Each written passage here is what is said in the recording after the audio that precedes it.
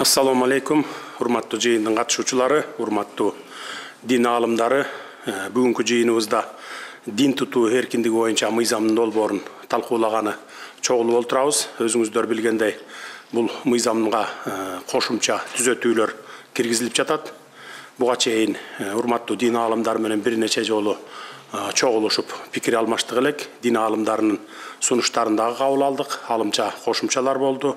Макулдашылган акыркы варианты сиздерге таратылып берилген. Бүгүнкү жыйында дагы бир жолу дыкат карап, электен өткөрүп, жет өлчөп, бир кесип, кеңешип кескен бармагы оорубайт дегендей, анан жогорку кеңешке жиберели деген сунушум бар, мыйзамдын долбоорун. Урматтуу жыйындын катышуучулары, сиздерге сөз берердин алдында ушул мыйзамдын долбоорунун тарыхына азын оолак токтоло кетейин. Мындан 2 ай мурда дин иштери боюнча комиссия бул мыйзам долбооруна кошумчаларды киргизүүнү сунуштаган экен. Ал демилге дароо эле сын пикирлер менен коштолду. Коомчулукта ар кандай ар түрдүү пикирлер айтыла баштады. Чынын айтуу керек, арасында радикалдуу пикирлер да болду. Бийлик дааватты жок кылганы жатат, эми молдолордун оозун жабабы деген сыяктуу сөздөр айтылды. Ушундан улам мен дароо эле бул мыйзамды долбоорун өз колума алып, дин аалымдары менен кеңешүү үчүн жыйындарды өткөрө баштадым. Бир топ жыйындар өттү. Биз светтик мамлекет болгондон кийин дин иштерине кийлигишпейбиз. Ал эми динчилдер болсо мамлекеттин иштерине кийлигишпейт. Муну жакшы билесиздер. Мындан ары деле ошондой болот. Буга чейин ошо дин иштерине кийлигишпегенден кийин муфтият тармагында эмне болуп жатканына көп деле көңүл бурган эмес экенбиз. Ичинен көрүп билгенден кийин өкүнүчтүү бир нерсеге күбө болдум. Муфтият тармагында да, дин тармагында дагы башаламандыктар бар экен. Биринин сөзүн бир укпай, муфтиятка, аалымдар кеңешине баш ийүү деген таптакыр эле жок экен. Жөнөкөй сөз менен айтканда, дин тармагында улак тартыш уланып келаттыр да. Өзүңүздөр билгендей, 2010-жылдан 20-жылга чейин дагы мамлекеттик бийликти башкаруу бутактарында улак тартыш болуп келген эле. Анын кесепетинен мамлекетибиз чачырап кетебиздеганын өзүңүздөр жакшы билесиздер. 2020-жылы баш мыйзамды өзгөртүп, бардык мыйзамдарды ага дал келтирип, бийлик түзүмүн иретке келтирип койдук элек. Анын натыйжасында көрдүңүздөр, дароо эле тартип орноп, мамлекетибиз өнүгүү жолуна түштү. Мына ушул сыяктуу эле дин тутуу эркиндиги боюнча мыйзамдарды да оңдоп, толуктап, түзөтүүлөрдү киргизүү менен муфтиятка жардам беришибиз керек экенин мен көзүм жетти. Муфтиятты, анан аалымдар кеңешин күчтөшүбүз керек экен. Аалымдар кеңешинин тизмесин алып карасам, мечиттерде, интернет булактарда даават айткан күчтүү аалымдарыбыз жок экен. Мисалы, мына 21 кишиден турат экен. Анын арасында мисалы Максат Токтомушев, Садыбакат Доолов, Нурулло шейх, Абдурахман шейх сыяктуу күчтүү аалымдарыбыз жок экен да. Албетте, биз сиздердин ишиңиздерге кийлигише албайбыз, бирок жөн гана сунуш иретинде айтып атабыз. Эми ушуларды киргизип, аалымдар кеңешин күчтөп, бир муштум болуп, мен мусулманмын деген жарандарыбыздын баарын муфтиятка, аалымдар кеңешине баш ийгендей кылсаңыздар, кандай жакшы болор эле да. Ошондо жарандарыбыз баягы Хизбут Тахрир, Якын Инкар деген сыяктуу радикалдуу агымдарга ээрчип кетпейт эле. Кыргызстандын аймагында ислам динин кармангандар бир гана муфтиятка жана аалымдар кеңешине баш ийип, алардын чечимдерин мыйзам катары аткарганда гана тартип, ынтымак болмокта. Ал эми ынтымак болбосо, ынтымагыңар болбосо эч кандай ийгилик жарата албасыңыздарды аны өзүңүздөр жакшы билесиздер. Мамлекет өздөрүн исламчылбыз деп, исламга жаманып алып кээ бир жарандарыбызды радикалдуу багыттарга жетелеп кеткендер менен күрөшүп, аларды камап жатабыз. Бирок бул эми мурдатан эле 30 жылдан бери эле келаткан мамлекеттин иши. Бирок камоо жолу менен мамлекет бул көйгөйдөн арыла албасыбызды, андайлар менен күрөшүүдөн майнап аз болорун байкадым.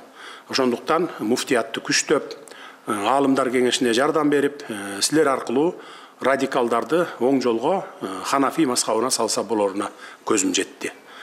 Динге жамынып алып, радикалдуу кадамдарга баргандарды мындан ары мамлекетти аралаштырбай, муфтият менен аалымдар кеңеши тарбиялап, даават айтуу менен оң жолго салышыңар керек экен да. Ал эми дааватты жоюп атат дегендерге айтарым, даават жоюлбайт. Дааваттан биз эч жамандык көргөн эмеспиз. Тескерисинче 90-жылдардан кийин Канчалаган жарандарыбыз даават уккан соң оң жолго түшкөндүгүнө далилдер өтө эле көп. Ага баарыбыз эле күбө болуп келе жатабыз. Дааватты мечиттерге чогултуп алып айткыла, аш тойлорду айткыла, маркумду акыркы сапарга узатууду айткыла, эл чогулган жерлерди айткыла, WhatsApp группаларды айткыла, соц тармактардан айткыла. Азыр эми 21-кылымда даават айтууга каалагандай түрдүү мүмкүнчүлүктөр бар. Айылдардагы WhatsApp группалар аркылуу мисалы саат баланчада мечитке чогулгула, дааватчы келди, даават уккула десеңиздер, заматта чогулуп калышат. Азыр эми ар бир айылда мечиттер бар да, ар бир айылда ошо WhatsApp группалар бар. Дегенде эми урматтуу жыйындын катышуучулары кезек-кезеги менен сиздерге дагы сөз берейин. Ар бириңиздердин колуңуздардагы мыйзам долбоору боюнча дагы кандай алымча кошумчаларыңыздар болсо, тартынбай айтыңыздар дагы. Бул азырынча долбоор гана. Долбоорду ар тараптан талкуулап, жакшылап бышырып алып туруп, анан жогорку кеңешке жиберели деген сунушум бар. Мээримдүү жана ырайымдуу болгон Алла Тааланын ысымы менен, урматтуу Садыр Нуркожоевич, урматтуу жыйын катышуучулары, урматтуу журт башчыбыз, Кыргыз Республикасы өзүнүн эгемендүүлүгүн алгандан кийин эле дин тутуу эркиндиги дагы колго алдык. Мына ошол мезгилде дин саясатында тажрыйбабыз аз болчу. Мына бүгүнкү күнгө келип жетип, бүгүнкү күндө ошол дин тутуу эркиндиги жөнүндөгү долбоорду алымдар кеңеши менен талкуулап, муфтият кызматкерлери талкуулап, чындыгында 2008 жылдагы кабыл алынган дин тутуу эркиндиги жоболордун ичиндеги дин жаатындагы сунуш пикирлер алмашуу учурдун талап экендигин көрүп баамдап жеттик. Чындыгында биз көзөмөлсүз бир эркиндикке көнүп калыптырбыз. Могул жаңы кабыл алынып жаткан дин тутуу эркиндиги мыйзам долбоорунда көбүн эсе моюн сунууга, тартипке чакыруу, ошол эле мезгилде бир максатта, бир демде динди тутунуу маселеси коюлуптур. Урматтуу Садыр Нуркожоевич, биз сизден Алла ыраазы болсун. Бул долбоор талкууга чыккандан кийин дароо дин алымдарын чакырып, тегерек стөлдүн үстүндө байма-бай жыйындарды өткөрүп бердиңиз. Бунун натыйжасында биз алымдар кеңеши, ошондой эле дин алымдарыбыз, жамааттын башында турган устаттарыбыз болуп, баардыгыбыз биргеликте бүгүнкү күндөгү дин тутуу жөнүндөгү мыйзам долбоорун баардыгыбыз биргеликте, бир тартипте, ынтымакта баардыгыбыз кабыл алдык.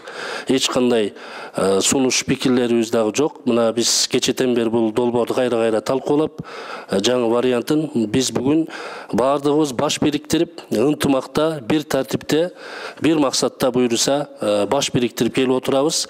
Рахмат. Дагы кимдерде сөздөрүңөр бар? Сунуштарыңыз болсо, пикирлериңиздер болсо ачык айтыңыздар. Максат ачы, сиздер сөз.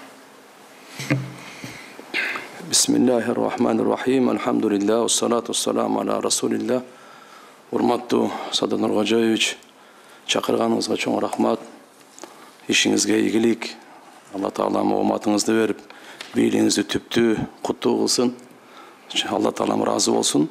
Мен бул жерде тактоо иретинде мына жерде насаатчы деп, мурда үгүтчү деп келдик эле.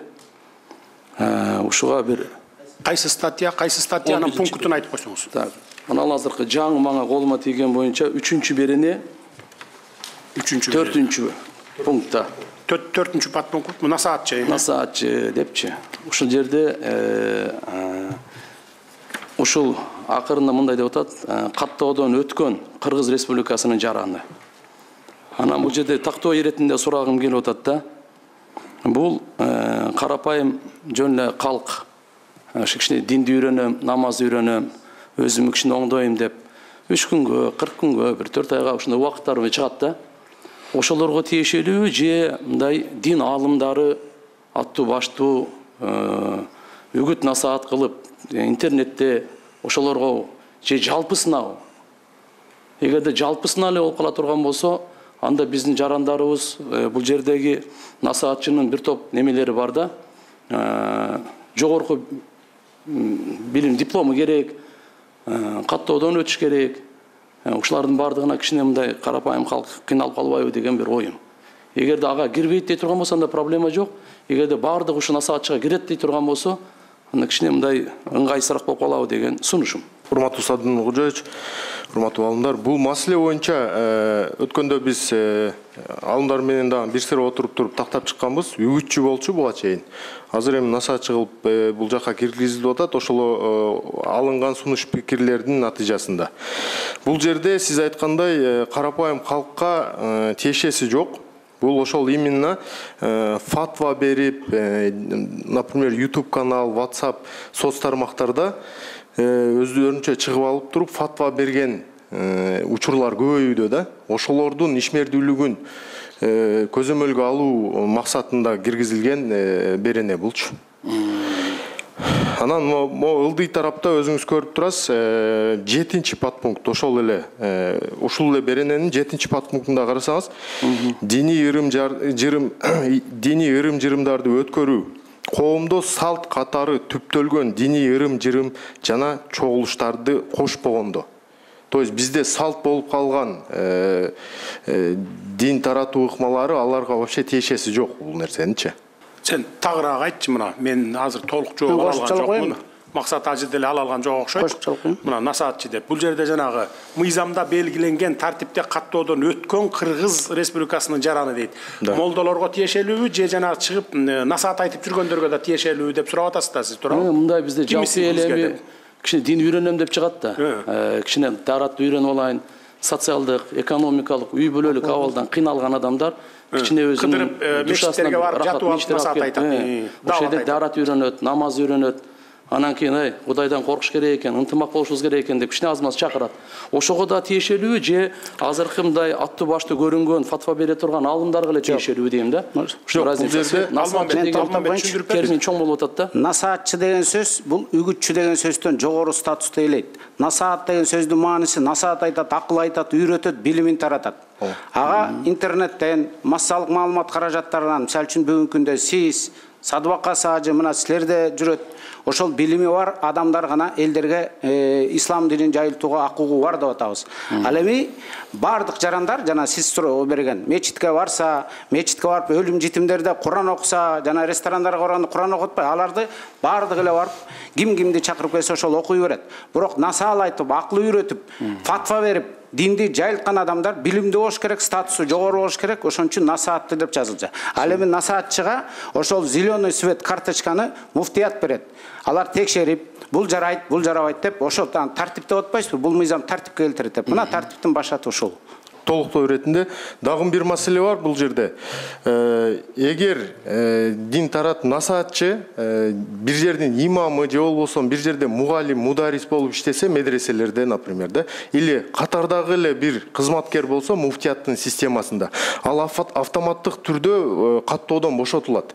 То есть официальный представитель молдолук кылса мечитте же болбосо райондун имамынын карамагында иштесе же казиятта иштесе, медресе иштетсе, расмий диний кызматкерлер автоматтык түрдө каттоодон бошотулат. Түшүнүктүү. Так, сиз Борбордук текшерүү комиссиясынын төрагасы Нурдинов Бактыбек Сарбагашевич, бул жерде бир эмени тактап коеюн дегем. 11-чи берене 4-пункт. Жерде медресе, мечиттерде имамдарды шайлоо боюнча кабыл алынган муфтияттын чечимдерди кынтыксыз аткарууга тийиш деп турат.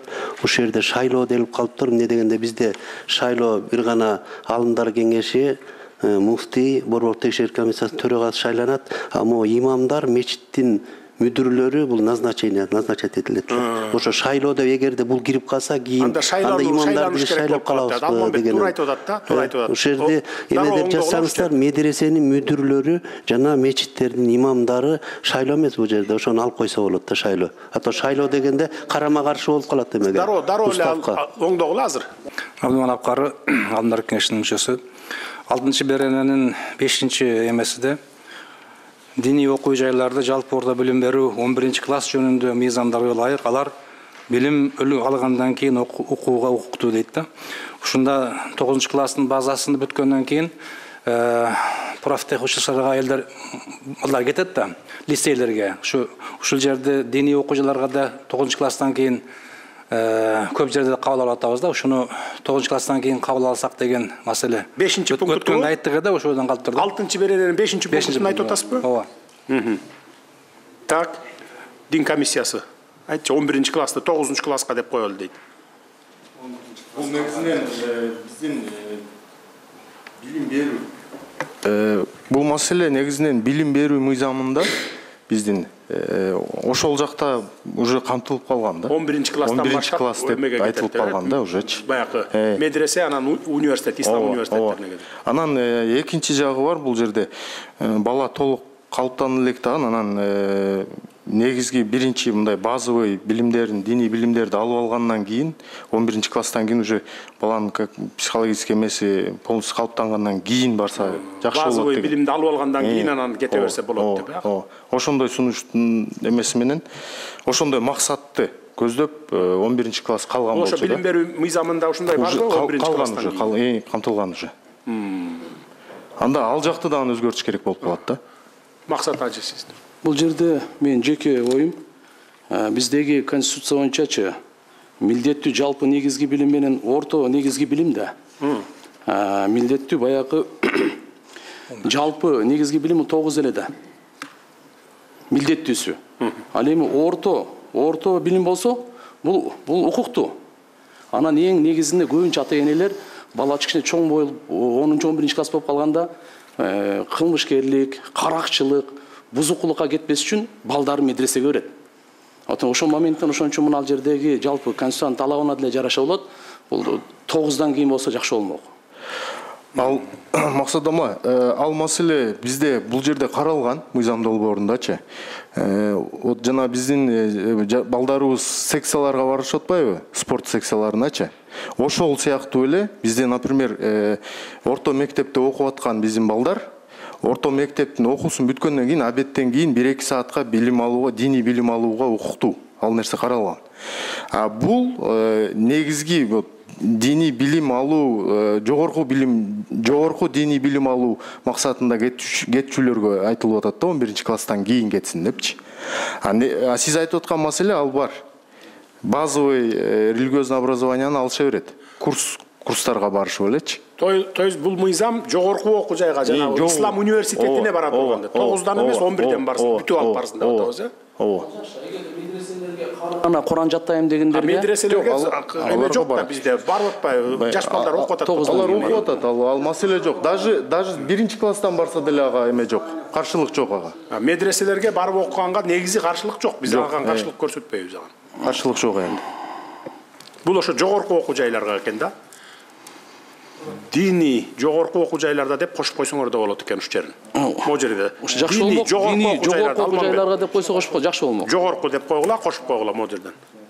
Жогорку деп деген сөздү дини жогорку окуу жайларда деп койгула, ошондой эле түшүнүктүү болот калганы баары. Так, эң аягындагы бир. Саламатсыздарбы? Жана маселе көтөрүлүп кетти, жана медреселердин мүдүрлөрү деген маселеге. Ошол жерди биз турай тутабыз, светтик мамлекет болгон үчүн медреселердин мүдүрлөрү дебестен диний окуу